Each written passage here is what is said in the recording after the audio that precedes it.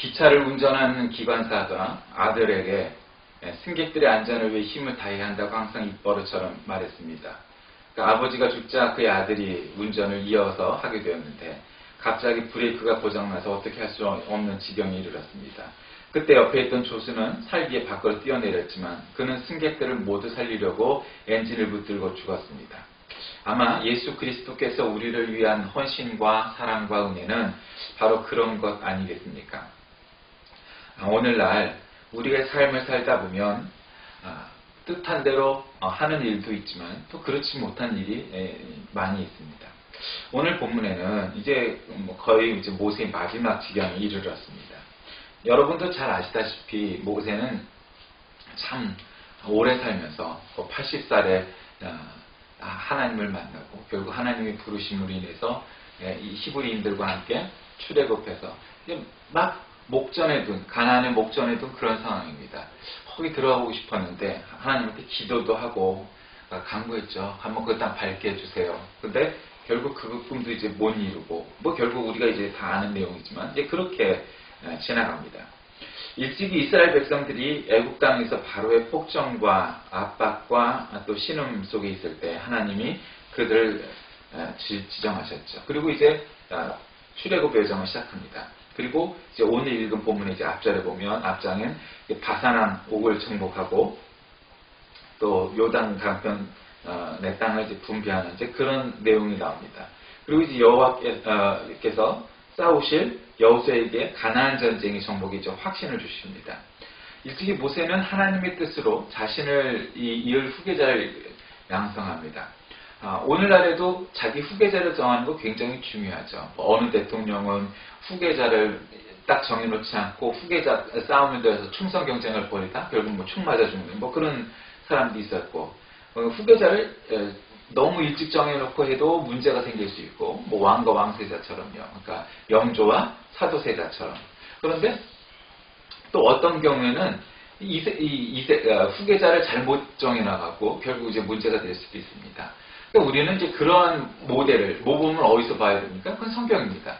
모세가 자신의 자식이 또 아닌 여호수아를 후계자로 하나님의 뜻에 따라서 정합니다. 그러니까 이 바톤이 잘 이어지는 거죠. 잘 이어지는 겁니다. 그래서 후계 구도를 잘 해놓고 이제 여호수아에게 넘겨주고 이제 마지막이 되는 겁니다. 그러니까 하나님께서 친히 싸우실 가나안 전쟁은 바로 여호수아 장군을 앞세우기 되어서 싸우게 되고 결국 들어가게 되는 거죠.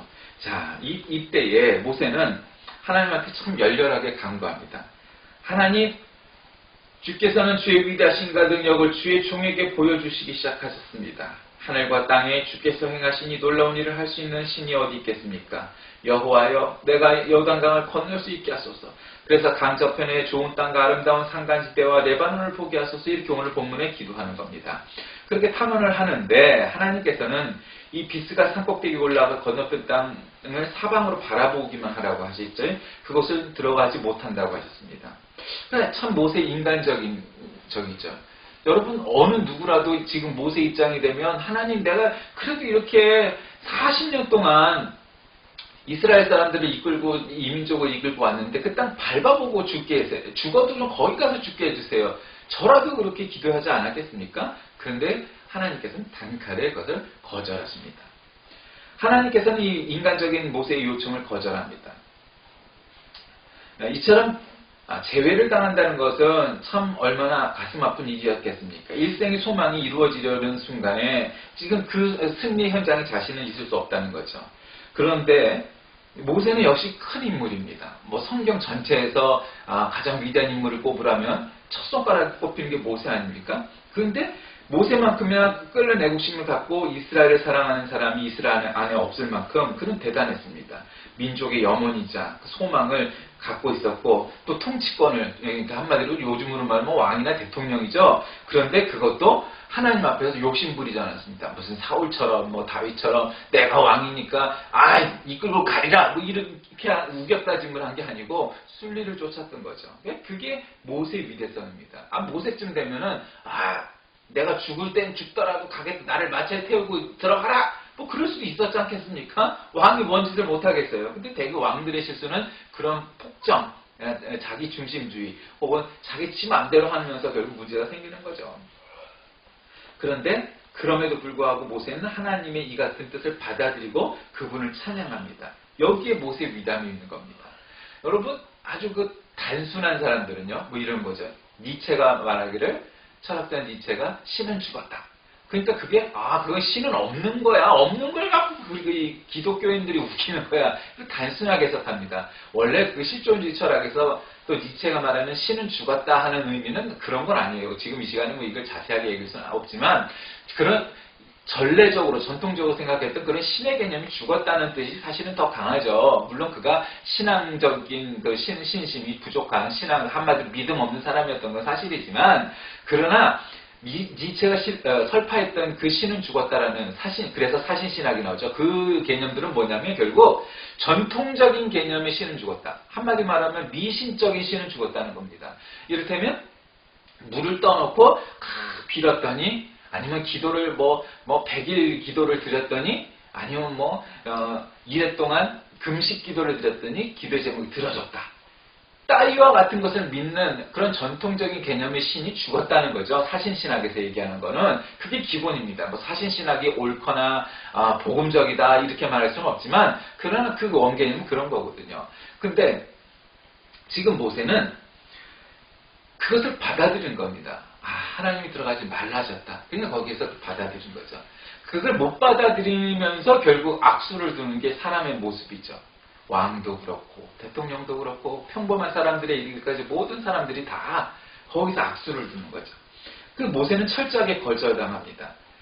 하나님께서 너의 영고로 내게 진노하사 내 말을 듣지 아니하시고 내게 이르기를 그만해도 족하니 이 일도 다시 내게 말하지 말라. 하나님 말씀하십니다. 하나님 뭐라고 하셨다고요? 그만해도 족하니. 그만해도 족하다고 말씀하셨습니다. 여러분 어느 인생이 소원하는 것 다 이루고 100% 120% 이루고 정말 그럴 수 있을까요? 모르겠어요.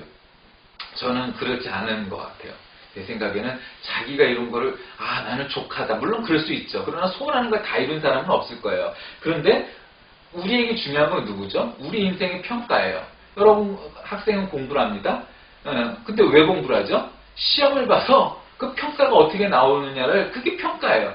물론 그게 전부는 아니죠. 그런 학생들이 목숨을 걸고 막 그냥 성적을 올리려고 하는 이유가 뭐예요? 앞대가리 올려서 7자에서 8자로 8자에서 9자로 그래서 2년제에서 4년제로 4년제에서 서울 안으로 서울에서도 스카이로 이렇게 하는 이유가 뭐예요? 그게 평가이기 때문이죠. 여러분 인생의 평가는 뭐예요? 이 다음에 우리 육신이 죽어서 하늘나라 갔을 때 하나님 앞에서 야 너는 그대로 족하다. 너의 삶은 그대로 만족할 만하다. 이렇게 평가를 들으면 되는 거 아니겠어요? 인간적으로 야 너는 지질이 궁상맞게 살았으니 야 너는 이 세상에서 부자로 살고 대통령으로 살았으니 여러분 그런 평가가 의미가 있을까요? 인간이 하는 평가는 아무런 의미가 없는 거예요. 우리가 하나님 앞에서 하나님이 너는 그걸로 족하다? 이렇게 인정받는 저와 여러분 되시고 다 주의 이름으로 축원합니다. 바로 그거예요. 그게 족하다. 하나님 말씀하셨어요. 그러니까 이제는 다시는 거론하지 말아라. 넌 충분히 다 했다. 인정하신 거죠. 그러니까 이 거절은 하나님의 불변성입니다. 그러니까 하나님은 마음이 약하니까 기도 세게 했으니까 들어줘야지 꼭 그럴까요? 물론 그럼 기도 왜 해요? 이렇게 하는데 또 다른 측면에서 또 이걸 또 깊이 얘기할 수는 없지만 그러나 여러분 하나님이 정하신 일을 안 된 일을 정말 옮기는 일은 많지 않아요. 그죠? 죽었던 사람이 살아나는 건 소위 말하는 기적이라는 거죠. 그러니까 기도를 통해서 그것이 들어지기는 쉽지 않아요. 예를 들면 장애인으로 태어난 아이가 있습니다. 근데 그 장애인이 낳을 수도 있죠. 그렇죠? 근데 낳는 일이 많아요? 안 낳는 일이 많아요? 그 장애가. 안 낳는 일이 많아요. 99.9%는 평생 그걸 안고 가야 돼요. 그러면 그는 저주받은 아이인가요? 아니요. 그렇지 않아요. 모든 영혼은 평등한 거고 똑같이 하나님이 사랑하시는 영혼이에요. 여러분 우리는 그런 사람을 통해서 그걸 깨닫게 되는 거고 인간적으로 대단한 일을 한 사람을 통해서도 또 깨닫는 바가 있는 거고 또 평범한 사람들 사이에서 서로를 보고 느끼며 배우고 깨닫는 바가 있습니다. 그건 뭐예요? 이런 사람도 저런 사람도 나와 비슷한 사람도 다 하나님께서 우리와 함께 하시고 나를 사랑한다는 사실을 깨닫게 되는 거예요. 그래서 나보다 나은 사람 보는 것도 나보다 못한 사람을 보는 것도 은혜인 거예요. 그 모든 것이 은혜인 것을 깨닫게 하시는 거죠. 그래 그만해도 족하니 이 일로 인해 다시 내게 말하지 말라 말씀하십니다. 자, 하나님께서는 심판을 보하게 하신다면 다른 모든 하나님의 위협에 대한 우리의 믿음이 흔들릴 수밖에 없죠. 왜? 하나님께서는 이미 아시는 분이니까. 하나님과 가장 가까이 지내는 우리들, 하나님께서 가장 귀하게 여기시는 성도들, 특별히 작은 과실 하나에도 엄격한 처분이 내려질 것을 우리가 명심해야 됩니다. 그러니 우리가 작은 일에도 실수하지 않으려고 노력을 해야 되겠죠. 그러나 중요한 것은요, 인간적인, 예를 들면 목사 장로니까, 목사 장로 권사니까, 어쩌고 저쩌고, 나는 평신도고 집사니까, 이런 게 아니라는 거예요. 하나님이 평가하시는 것은 그런 것들은 아무 관계가 없는 거죠. 다 뭐요? 여러분의 중심을 보는 줄 믿으시길 바랍니다.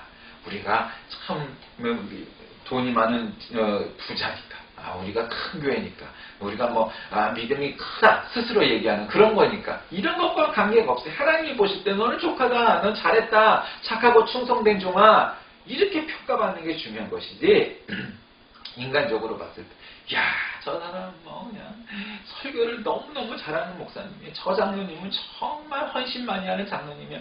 저 권사님은 정말, 이런 인간적인 면에서 봤을 때 그것이 전부는 아니라는 거죠. 물론 그런 분들이 많죠. 그러나 아닌 사람도 있을 수 있어요. 그거는 모르죠. 하나님이 보시는 거예요. 그 사람이 야, 저 사람은 진짜일까 가짜가 별로 그렇게 생각할 필요 없어요. 그냥 자기 자신이 생각하듯이 진짜면 진짜인 거고 아니면 아닌데, 문제는 그걸 그렇게 평가할 필요가 없어요. 우리 몫이 아니니까. 마지막으로 모세는 부분적으로나마 보상을 받습니다.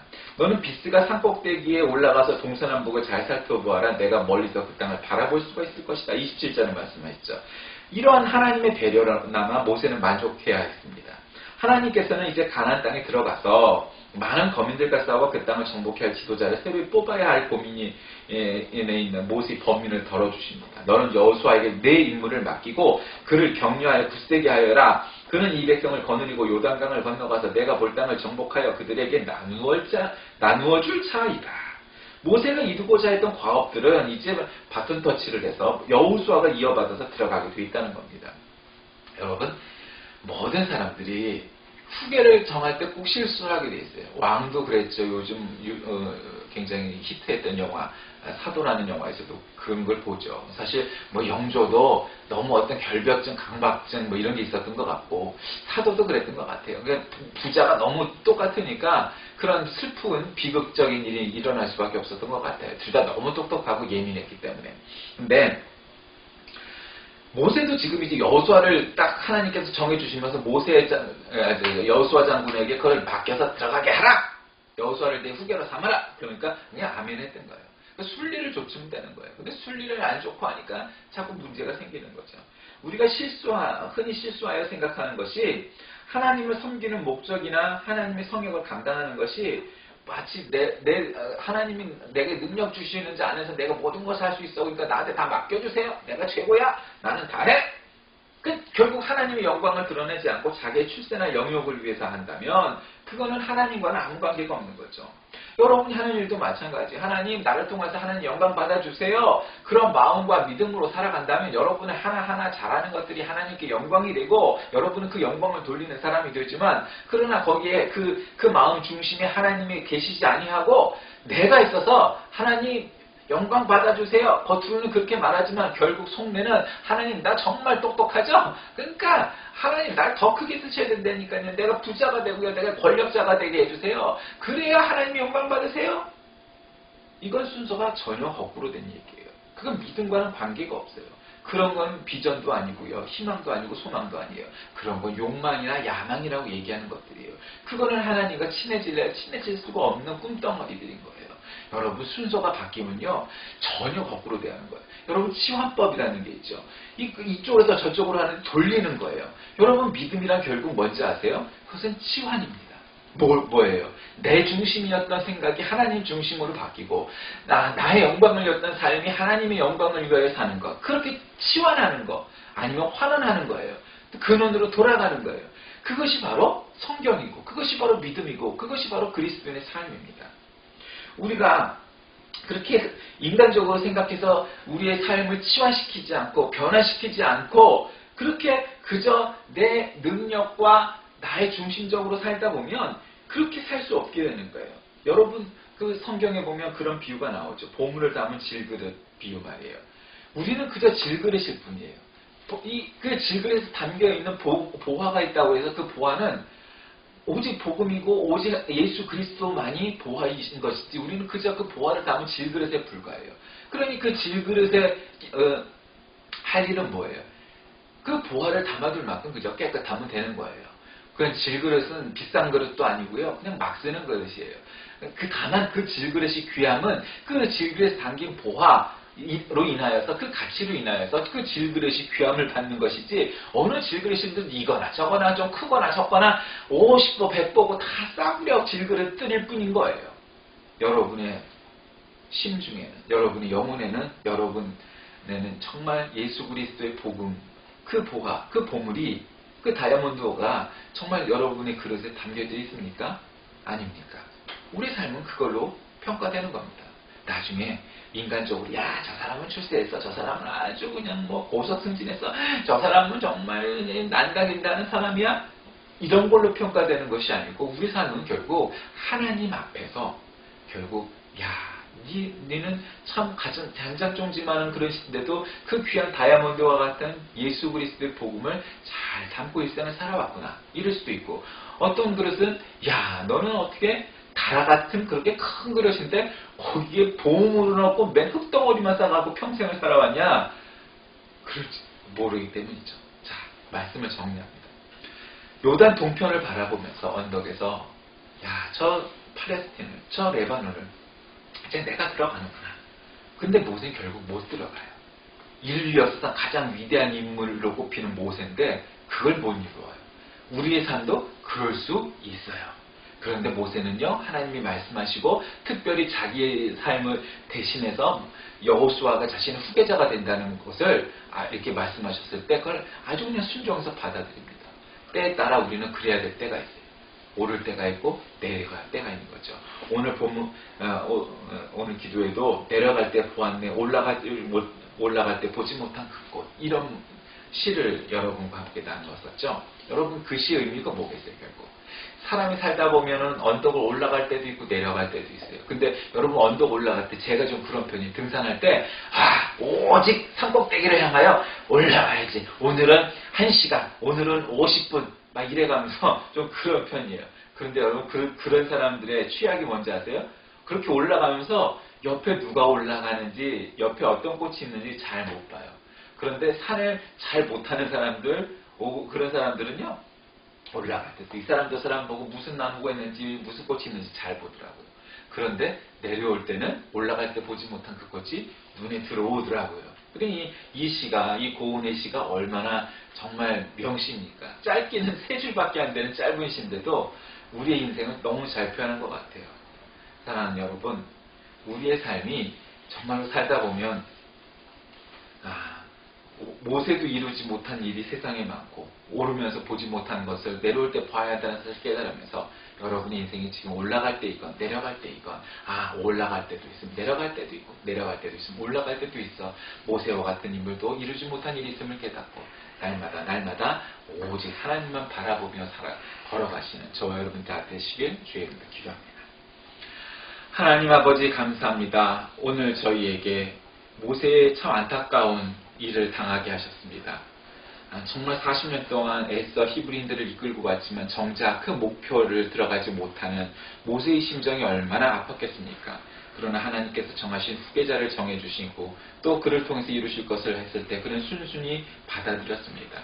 우리에게도 그와 같은 믿음을 허락하셔서 모세도 이루지 못한 일이 있었음을, 가장 안타까운 일도 있었음을 깨닫게 하시고 우리의 삶이 올라갈 때나 내려갈 때나 오직 그리스도 예수 안에 있는 질그릇임을 깨닫고 살아가는 우리 되게 하여 주옵소서. 예수 그리스도의 이름으로 간절히 기도드립니다. 아멘.